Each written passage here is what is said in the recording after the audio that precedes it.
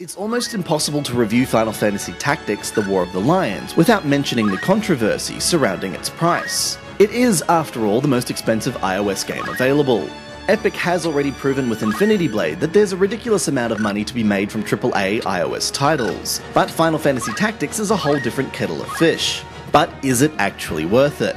Final Fantasy Tactics is a turn-based strategy game, imbued with the sparky charm that first set Square Enix's series apart. It's also a port of a 4-year-old PSP title, which in turn was a port of a 14-year-old PS1 game.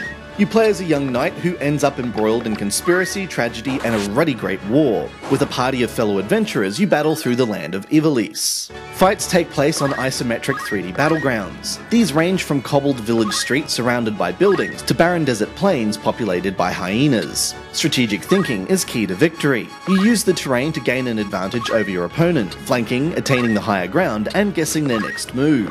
As you fight through the game, your characters level up, attaining new job ranks and gaining new and more powerful abilities. Managing your characters on the battlefield is of the utmost importance. Every combatant has a role to fulfill, designated by their job, be they healer, damage dealer, or magician. It's your job to make sure they're in the right place when they need to be, and assessing all of those little balances and possibilities is what makes Final Fantasy Tactics so much fun. The game can be a little complex for a first-time player, but it includes a comprehensive tutorial that you can access at any time from an in-game menu.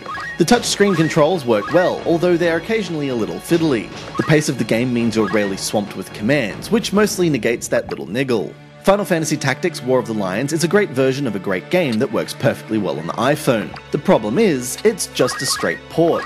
There's no saving in battles, reams of unskippable cutscenes, and vast swathes of menus and numbers to deal with. Whereas other titles are clearly designed with the limitations of quick pick-up-and-play gaming in mind, Final Fantasy Tactics ignores them completely. If you're looking for the game that turns the iPhone into a gaming console, then Final Fantasy Tactics is for you. Everyone else will likely be put off by the price point and the game's refusal to fit snugly into and around the strengths and weaknesses of the platform.